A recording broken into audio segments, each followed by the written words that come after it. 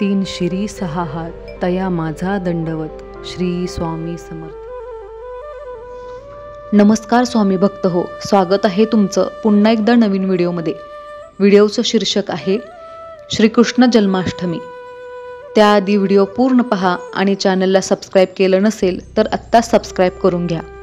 चला व्हिडिओला सुरुवात करू. श्रावण महिन्याच्या वैद्य पक्षातील अष्टमीला श्रीकृष्ण जयंती साजरी केली जाते. श्रावण नारळी पौर्णिमा झाली की सर्वांनाच श्रीकृष्ण जन्माष्टमीचे वेध लागतात. संपूर्ण देशात जन्माष्टमी मोठ्या प्रमाणात साजरी केली जाते. श्रावण वैद्य अष्टमी या तिथीला मध्यरात्री रोहिणी नक्षत्रावर मथुरेत कंसाच्या बंदीशाळेत श्रीकृष्णाचा जन्म झाला. श्रीकृष्ण हा श्री विष्णूंचा 8वा अवतार. श्रावण वैद्य अष्टमीला कृष्ण जन्म झाला असे मानले जाते. 14 ऑगस्ट 2025 रोजी मध्यरात्री 2:07 श्रावण षष्ठी समाप्त होत आहे. 15 ऑगस्ट 2025 रोजी रात्री 11:49 श्रावण वैद्य समाप्त होत असून श्रावण वैद्य अष्टमी सुरू होत आहे. तर 16 ऑगस्ट 2025 रोजी रात्री 9:34 श्रावण अष्टमी समाप्त होत आहे. श्रीकृष्णांचा जन्म मध्यरात्री झाल्याचे मानले जाते. त्यामुळे हा योग 15 ऑगस्ट 2025 रोजी रात्री जुळून येत आहे. 16 ऑगस्ट 2025 रोजी गोपालकाला साजरा केला जात आहे. दरम्यान श्रीकृष्ण जन्माष्टमीचा उत्सव भारतात सर्वत्र साजरा केला जातो. गोकुळ, मथुरा, वृंदावन, द्वारका, जगन्नाथपुरी या ठिकाणी गोकुलाष्टमी विशेष साजरी केली जाते. आपल्या देवघरात अन्नपूर्णा माता, शिवलिंग, दत्तगुरू, गणपती आणि बाळकृष्ण या देवता असतातच. याशिवाय आपण त्यांची उपासना करतो ते देवही असतात. शास्त्रानुसार या देवतांच्या पूजे इतकीच बाळकृष्णाची पूजा महत्त्वाची आहे. त्यासाठी वेगळे उपचार करायची गरज नाही. फक्त आपल्याला काही आवश्यक बदल करावे लागतील. 15 ऑगस्ट रोजी जन्माष्टमी आहे. त्यानिमित्त हे बदल जाणून घेऊ.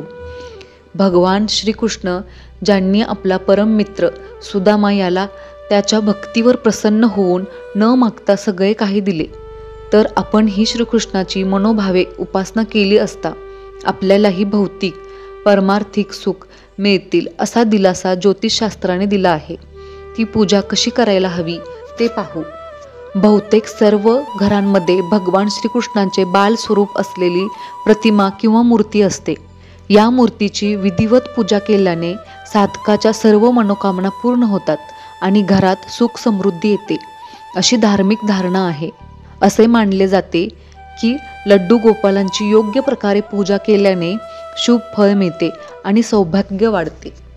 सकाळी स्नान करून मंदिर स्वच्छ करावे. बाळकृष्णाच्या मूर्तीला रोज पाण्याने स्नान घालावे. फक्त पाण्यात तुळशीची 4-5 पाने टाकावीत, कारण कृष्णाला तुळस प्रिय आहे. शक्य असल्यास पंचामृताने स्नान घालावे. दूध, दही, मध, गंगाजल आणि तूप यांच्या मदतीने पंचामृत बनवावे. श्रीकृष्णाचे बालरूप कोणाही मनाला सहज भावते. कृष्णाष्टमीला आपण त्या मूर्तीला जसे सजवतो तसे एरवी सुद्धा शक्य असल्यास बाललेणी घालावीत. बाळाला मुकुट, दागिने, बासरी द्यावी.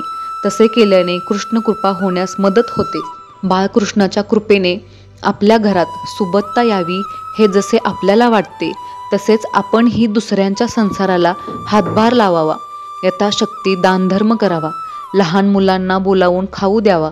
एखादी लेकूरवाळी स्त्री घरी आली असता तिची खणा नारळाने ओटी भरून तिच्या बाळाला खाऊ किंवा शक्य असल्यास तेवढे पैसे द्यावे. खेळणी द्यावी. गरीब मुलांना शालेय उपयोगी वस्तू द्याव्यात. थोडक्यात आत्मा ते परमात्मा हा प्रवास पार करण्याआधी दुसऱ्यांना आनंदाला हातभार लावावा, जेणेकरून भगवंत आपल्या सुखाची काळजी घेतो. घरातील सुख समृद्धीसाठी दिलेले उपाय अवश्य करा. श्रीकृष्ण जन्माष्टमी म्हणजे भगवान श्रीकृष्णांचा जन्मोत्सव. भगवान श्री विष्णू यांचा 8वा अवतार म्हणजे श्रीकृष्ण.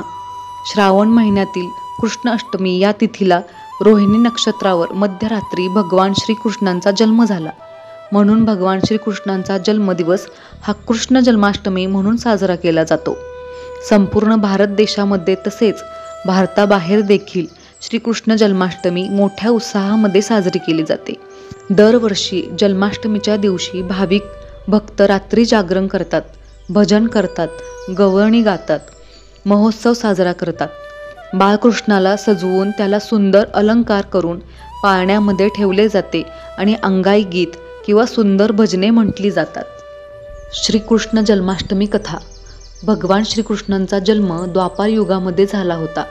त्यांच्या जन्माच्या वेळी त्यांची आई देवकी आणि वडील वासुदेव यांना कृष्णाचा मामा कंस याने कारागृहात डांबून ठेवले होते. वासुदेव आणि देवकी यांना 7 अपत्ये झाली. त्या सर्वांना कंसाने मारून टाकले आणि 8वे श्रीकृष्ण यांचा जन्म झाला. त्यांचा जन्म असुरांचा विनाश करण्यासाठी आणि समस्त मनुष्य जातीला योग्य मार्ग दाखवण्यासाठी या भूतलावर झाला. श्रीकृष्णाची आई देवकी ही कंस याची बहीण होती. देवकी आणि वासुदेव यांच्या लग्नाच्या वेळी जेव्हा वरातीमध्ये एक आकाशवाणी झाली, कंस राजाचा वध वासुदेव आणि देवकीचा 8वा पुत्र करेल. हे ऐकताच कंसाला क्रोध आला आणि त्याने वासुदेव आणि बहीण देवकी या दोघांनाही बंदीगृहामध्ये ठेवले आणि त्यांना झालेल्या प्रत्येक मुलाला त्याने मारून टाकले. त्यानंतर श्रावण महिन्यातील वैद्य अष्टमीला रात्री भगवान श्रीकृष्णांचा जन्म झाला. जन्मताच मोठे होऊन ते म्हणाले, मला गोकुळात नंदाकडे नेऊन घाला. भगवान श्रीकृष्णाने मायेने सर्व रक्षकांना झोपवले आणि कारागृहाचे दरवाजे उघडले. त्या रात्री वासुदेव श्रीकृष्णाला एका टोपलीमध्ये ठेवून गोकुळाकडे निघाले. श्रीकृष्णांना घेऊन जाताना यमुना नदीला महापूर आला आणि पाऊसही अतिशय जोरात चालू होता. परंतु वासुदेव न घाबरता यमुना नदीतून श्रीकृष्णाला घेऊन निघाले. भगवान श्रीकृष्णाचे पाय यमुनेच्या पाण्याला लागताच यमुनेचा पूर ओसरला आणि श्रीकृष्णाला पाऊस लागू नये म्हणून एक भला मोठा नाग त्यांच्यावर फणा करून उभा राहिला. वासुदेव सुखरूप बाळकृष्णाला नंदाकडे सोडून आले. तेव्हाच नंदांना देखील मुलगी झाली होती. ती मुलगी घेऊन वासुदेव कारागृहात परत आले. मुलीचा रडण्याचा आवाज ऐकून सर्व रक्षक जागे झाले आणि त्यांनी कंसांना सांगितले की देवकीला मुलगी झाली. हे समजताच कंस त्या मुलीला मारण्यासाठी आले, तर ती मुलगी त्याच्या हातून निसटली आणि तिचे एका दिव्य अष्टभुजा देवीमध्ये रूपांतर झाले. ती देवी म्हणाली, हे दुष्टा, तुझा वध करणाऱ्याचा जन्म झालेला आहे आणि तो लवकरच तुझा वध करेल. हे बोलून ती देवी गुप्त झाली. दहीहंडी. जन्माष्टमीच्या दुसऱ्या दिवशी उपवास सोडला जातो. त्या दिवसाला गोपालकाला असे म्हणतात. या दिवशी संपूर्ण भारत देशामध्ये दहीहंडी हा उत्सव मोठ्या जल्लोषात साजरा केला जातो. दहीहंडी फोडण्यासाठी मुलांचे एकावर एक असे थर उभे असतात. दहीहंडी फोडण्यामागील कारण असे की भगवान श्रीकृष्णाला लोणी फार आवडत. पूर्वीच्या काळी महिला दुधापासून लोणी काढत आणि ते लोणी त्या महिला उंच जागेवरती ठेवत. श्रीकृष्ण लहान असल्यामुळे त्यांचा हात पुरत नसे. मग ते सर्व मित्र मिळून लोण्यांचा माठ फोडून त्यातले लोणी चोरून खात असे. म्हणून भगवान श्रीकृष्णांना माखनचोर असे नाव पडलेले आहे. गोपालकाला. एका गवळ्याने भगवान श्रीकृष्णाचे पालन पोषण केले. श्रीकृष्ण नेहमी गायी चरण्यासाठी मित्रांसोबत जंगलात जात असे. तेथे सर्व मित्रांनी आणलेले जेवण ते एकत्र करायचे, त्याचा काला करायचे आणि सर्वांना खायला द्यायचे. म्हणून जन्माष्टमीच्या दुसऱ्या दिवशी गोपालकाला साजरा केला जातो आणि तो महाप्रसाद सर्वांना वाटला जातो. प्रभू श्रीकृष्ण यांचा वध कोणी केला? यादव वंशाचा अंत झाल्यानंतर भगवान श्रीकृष्ण एका पिंपळाच्या झाडाखाली खिन्न बसलेले होते. तेवढ्यात दुरून एका शिकाराने त्यांना हरिण समजून त्यांच्या पायाला बाण मारला. जवळ जाऊन बघितल्यावर पश्चातापाने त्याने श्रीकृष्णाची क्षमा मागितली आणि प्रभूंनी त्याला माफ केले व त्याचा उद्धार केला. हा शिकारी पूर्वजन्मातला वाली होता, ज्याला प्रभू श्रीकृष्णांनी राम अवतारामध्ये झाडाआड लपून बाण मारला आणि त्याचा वध केला होता.